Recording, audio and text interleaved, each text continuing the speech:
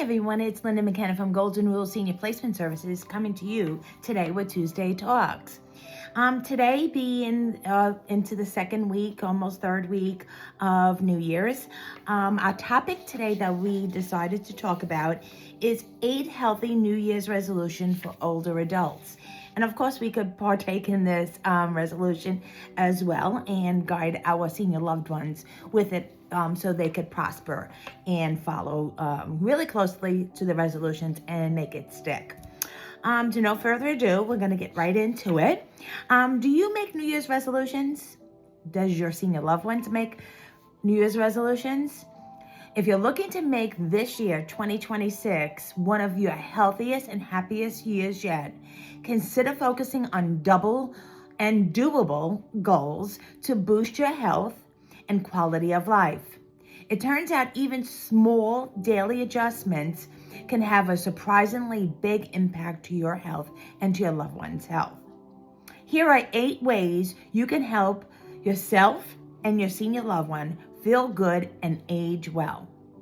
1. Eat more nutrient-dense foods.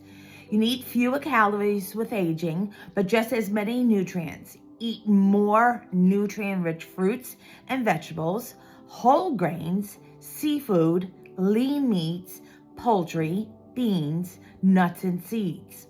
Also consider less sugar-sweetened drinks and desserts. White bread and pasta come from refined grains.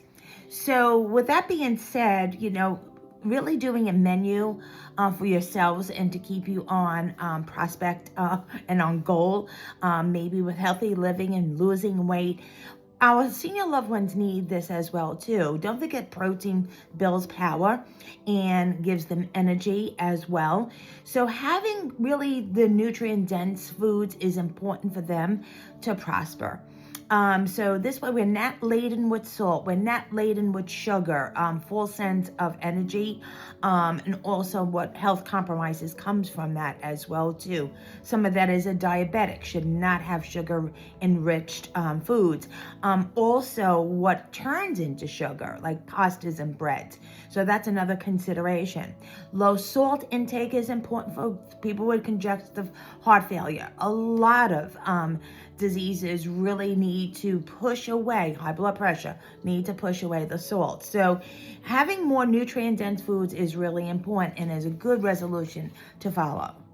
2, do a variety of physical activities. Older adults can benefit from doing 4 types of activities regularly. These include aerobic exercise, such as walking or swimming for endurance, and activities to strengthen muscles, improve balance, and increase flexibility. Doing yoga, even chair yoga, for example, combines balance, flexibility, and strengthening. Getting some cardiac movement. I know my son and my daughter are after me to make sure that I do my cardio exercises. So this way you're burning fat, but also really having more proposed energy from it as well too. And of course it needs to be monitored, your physical activity, and no better than a physical therapist and occupational therapist guiding this along with your doctors for your senior loved one. But it does improve balance. Like the old saying goes, don't use it, you lose it.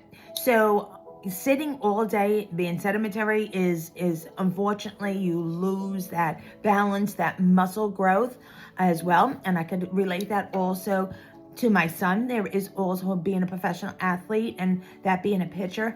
Every day he had to go through a motion for pitching. I'm sorry, it's this way. He was left-handed.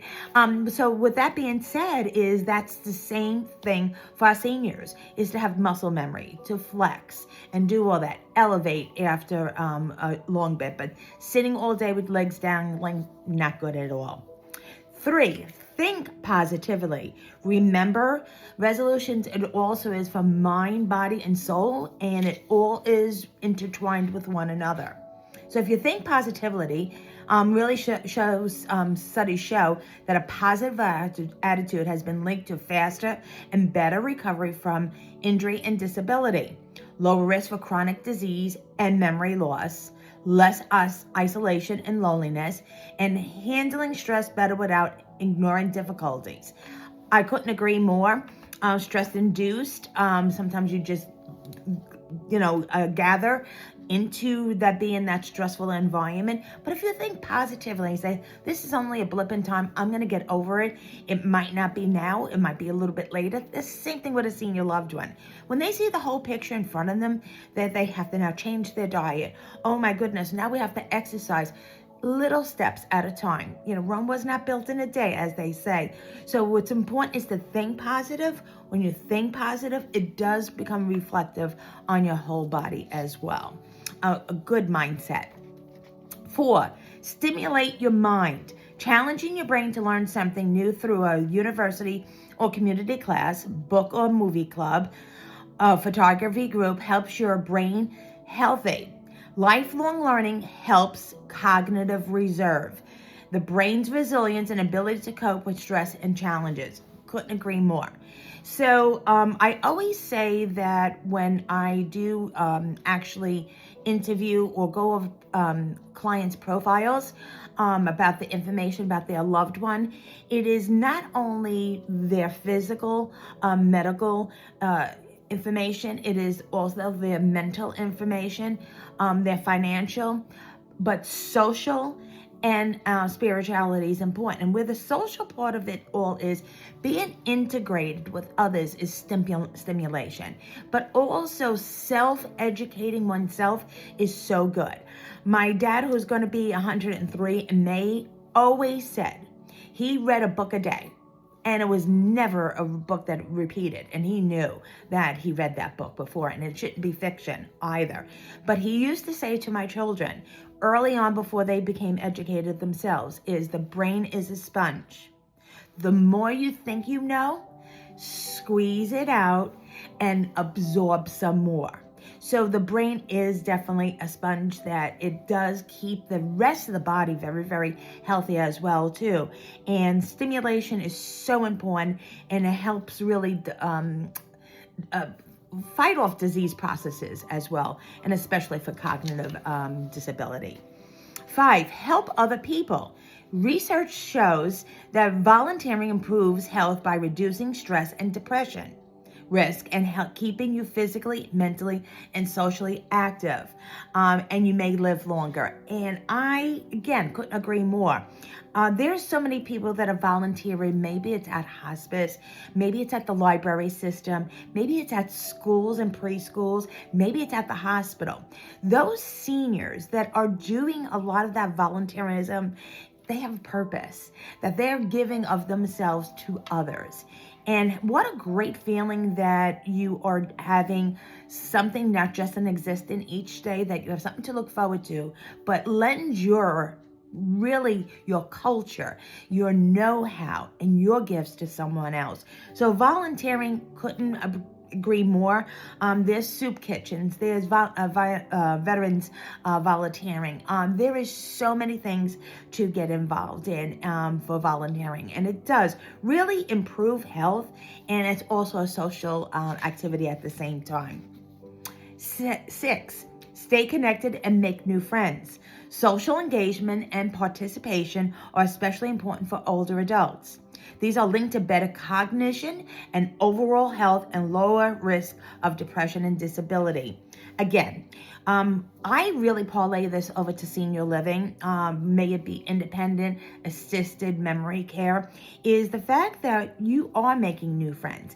And, staying home all day by oneself, maybe just watching TV, that's not good stimulation. Some, I color or I do some puzzles, great. But interaction with other people and like people is wonderful. And the great benefit of senior living, your neighbor's right down the hallway. You don't have to go out and about, take a car to drive to go visit a friend or go to a place for entertainment. It's right there within your own structure of senior living. So no excuses, is that you great, make new friends as well, but stay connected to your old friends. And there's so means of way of doing it these days. May it be FaceTime, texting, phone calls, wonderful. And we forget to do is write little notes to one another, cards through the mail, and there's nothing greater than a senior loved one actually getting a piece of mail from you, a picture, whatever that it may be. Number 7, engage in the arts. Participating in the arts through music, painting, writing, dance, or theater can stimulate people in unique ways that bring cognitive and mood benefits. Great. Music therapy is great with senior loved ones. And I could say this personally. We have an entertainer that actually goes to my mother's senior living home, and she has dementia, doesn't remember a lot of things. But when music is played and certain songs are from her heritage, being Italian, and it is sung by this gentleman named Louis, the words come out. She remembers those songs in its precise manner. So music therapy is wonderful. Actually, movies and theater are great. And here's the great thing also with this is that, again, painting, so therapeutic. Writing, journaling, is actually within senior living. This is something done on a regular basis. So nothing more important is that you're engaging in the arts within the contents of your home. So great thing, and it does boost moods. When you hear music of yesteryear, even if it's Frank Sinatra or Elvis Presley, you see our seniors getting in the mood of and enjoying the music as well. Number 8, share a good laugh. Humor or a smile can make you feel good even in difficult times. Laughter also strengthens your immune system, lifts moods, eases pain, and lowers stress. Laughter is the best medicine. You've heard that so many times. And for our senior loved ones, absolutely. Watching comedy shows, watching comedic television shows, being part of a performer coming to your community, may it be music or comedy, it's great. Or just sitting there reminiscing about old times with one another is great, and having laughter. And remember, your first approach to anybody, if you're walking up to somebody you're meeting for the first time or your senior loved one, and your face is, what kind of reaction are you going to get? If you walk up to somebody that you have not met before, or your senior loved one that might have forgotten you, and you're smiling, not only with your mouth, but your eyes, they click into that. And you know the reaction to them, they smile back. So laughter, a huge smile, and humor pays so much to one's health. And you might not be feeling good on the inside, but the outside you're shining. So give a gift of a smile. And sometimes just even meeting a stranger, I see that all the time with some seniors out in the community. Sometimes I just touch them and say, have a blessed day. And they look at me like shockingly and say, thank you. You too, ma'am. So it's a wonderful thing. A smile goes a long way. So please try to practice not only for yourself, but your senior loved ones, how these resolutions for older adults really make a major difference. As next week, we're going to be talking about 6 tips for beating the winter blues. Even in Florida, we get chilly, and it prevents us from going out. In fact, this week we're having a little bit of a cold spell, hence that's cold for me. But all throughout the United States, there is cold spells as well. And sometimes the winter blues means that they're not getting out. And what can we do in lieu of that?